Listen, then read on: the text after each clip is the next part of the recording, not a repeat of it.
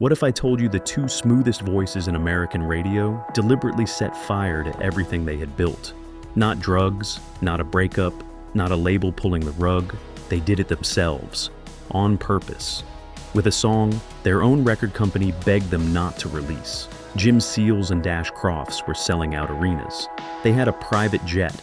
They had 3 top 10 hits in a row, and a sound so warm and effortless it felt like the 70s were invented just to play it on the radio. And then, one afternoon, they walked into Warner Brothers Records and told the suits that they did not care about the money, that they were doing this to save lives. And the suits looked at each other and knew exactly what was coming. The song came out in February of 1974. Radio stations banned it. Protesters showed up at their concerts, and the duo that had given America Summer Breeze and Diamond Girl spent the rest of the decade slowly bleeding out. Summer breeze makes me feel fine.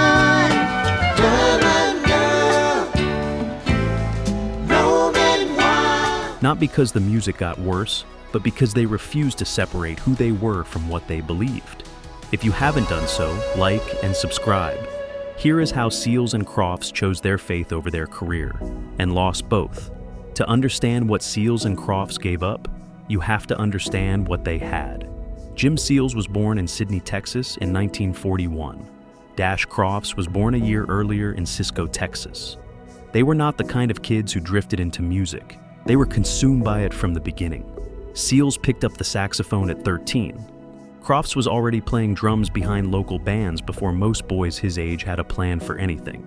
They found each other the way musicians always find each other, because the town was small and the talent was obvious and there was nowhere else to go.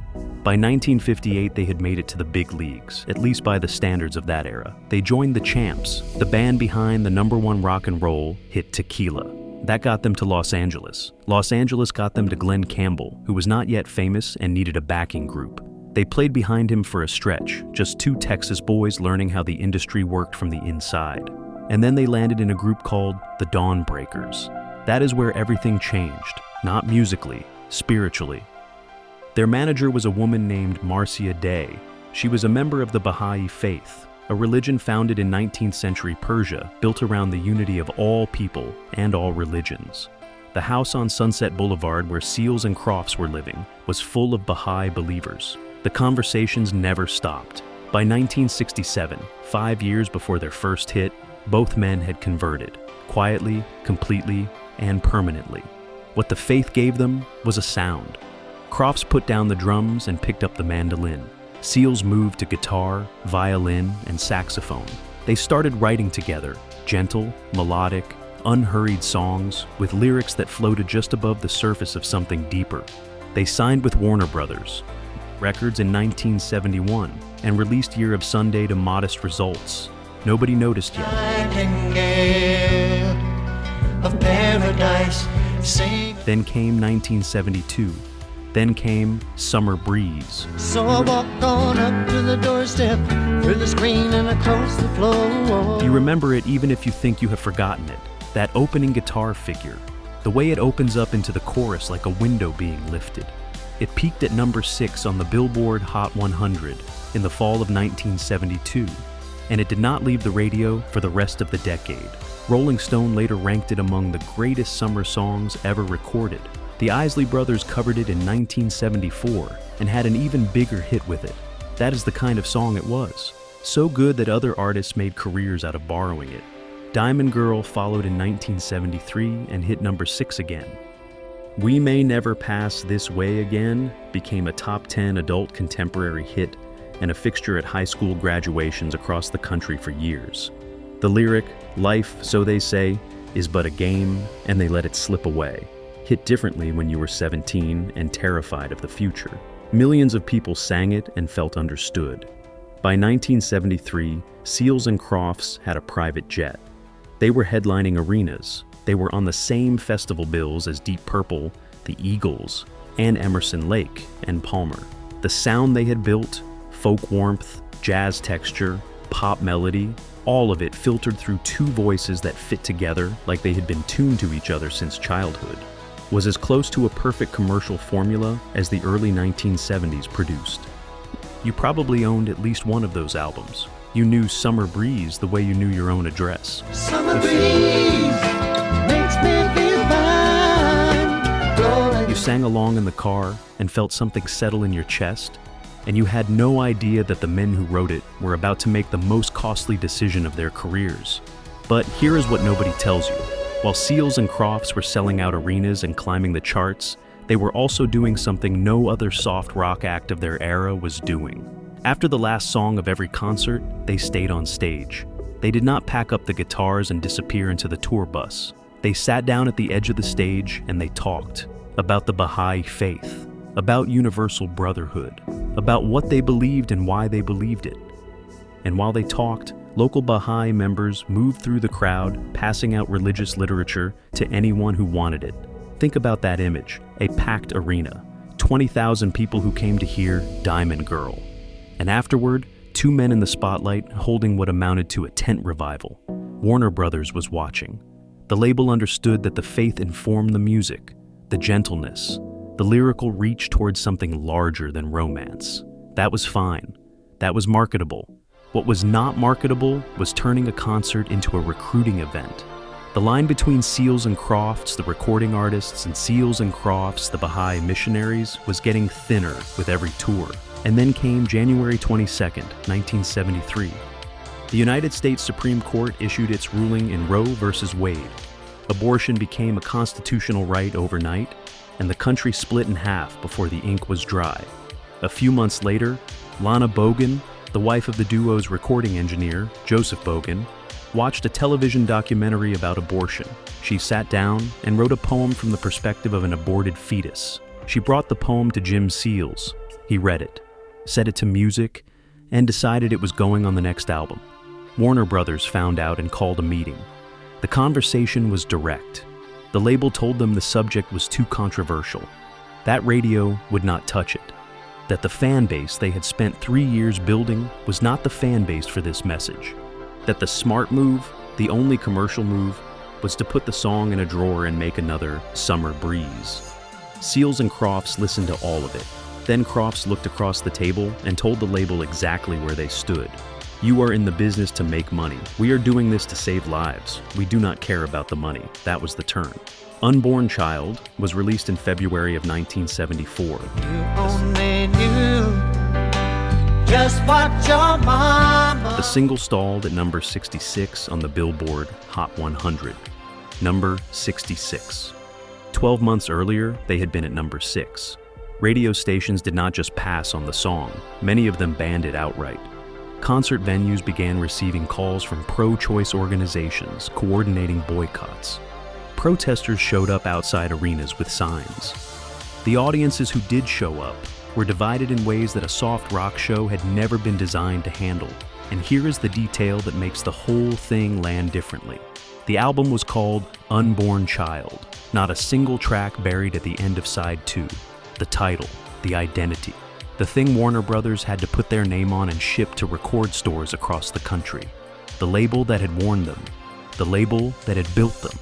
Now, the label was stickering boxes with the most radioactive word in American culture in 1974. The album went gold despite everything. But gold was not the point. The point was the momentum. And the momentum was gone. In April of that year, Seals and Crofts played the California Jam Festival in Ontario, California. Over 200,000 people, Deep Purple, the Eagles, Black Sabbath on the same bill. Jim Seals pulled out his fiddle mid-set, and hundreds of thousands of sun-baked hippies clapped along.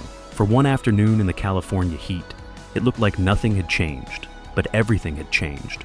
The radio programmers who had made Summer Breeze and Diamond Girl into national anthems were now cautious. Not hostile, cautious. And in the music business, caution from radio is a slow death. You do not get banned, you just get passed over. The playlist slots go to someone whose name does not carry a controversy attached to it. You do not feel the blade. You just notice one day that the wound is already there. Seals and Crofts spent most of 1974 touring with the cloud hanging over them. The following year, they released I'll Play For You, which peaked at number 30 on the albums chart, well below Diamond Girl's number 4. The label released a greatest hits package the same year. It did not include Unborn Child. not an accident. Play for you. Hear the band. The whole world's turning. Go back. Take it over. Now stop. Warner Brothers was already trying to quietly separate the duo's commercial identity from the song that had damaged it. Then came 1976. And here is the kicker. Their biggest hit came after the damage was done. Get Closer reached number 6 on the Billboard Hot 100 in 1976. The same position as Summer Breeze. The same position as Diamond Girl. On paper, it looked like a comeback. But a single hit in 1976 is not the same thing as a career in 1973. The infrastructure that turns a hit into a sustained commercial run, the radio relationships, the label enthusiasm, the momentum, had been quietly dismantled. Get Closer was a last flicker from an engine that was already cooling. The albums that followed charted lower each time. One on One in 1977 peaked at number 118. Taking It Easy in 1978 reached number 78. And through all of it, the faith kept moving to the center. In 1979, Seals and Crofts contributed to an album called Lotte Tree, a narrated history of the Baha'i faith set to music, not released through Warner Brothers, not released to record stores, distributed exclusively through Baha'i media outlets, to Baha'i audiences, for Baha'i purposes. Two men who had once shared a festival bill with Black Sabbath were now making music for a religious community's internal circulation. Warner Brothers had seen enough. The Longest Road in 1980 was their final album for the label. In 1981, Seals and Crofts chose not to renew their contract. The label did not fight to keep them, and just like that, it was over. Jim Seals moved to Costa Rica and bought a coffee farm. Dash Crofts moved to Nashville. A brief attempt to restart in 1983 went nowhere. The sessions were abandoned and the moment passed. You probably heard Summer Breeze recently without knowing it. It plays in grocery stores and hotel lobbies and the background of television commercials. The song never stopped working. And when the Isley Brothers covered it in 1974, the same year Unborn Child was burning down the duo's commercial standing, their version became a soul classic that introduced the song to an entirely new audience. Jim Seals and Dash Crofts wrote a song that outlived everything. The version most people under 50 have actually heard is not theirs. There were brief reunions, a tour in 1991, another in 2004 that produced a final album called Traces. The audiences who came were loyal and loving, and a fraction of the size they had once been. Sweet days of summer, the jasmine. Jim Seals died in June of 2022. He was 80 years old. Dash Crofts died in March of 2026, just weeks ago, of heart failure in Austin, Texas. He was 87. The tributes were warm and focused almost entirely on Summer Breeze, not on the room where two men told their label that saving lives mattered more than chart positions. Just the song, just the breeze through the jasmine. Seals and Crofts were not manipulated. They were not betrayed by a manager or cheated by a label. Warner Brothers told them exactly what would happen, and they ignored it. Not out of naivety, not out of ego, but out of something rarer and more inconvenient than either. They actually believed what they were singing. They believed it more than they believed in the chart. Crofts said years later that the song turned over fans, that they lost some and gained others. He said it with the calm of a man who had made his peace with the arithmetic.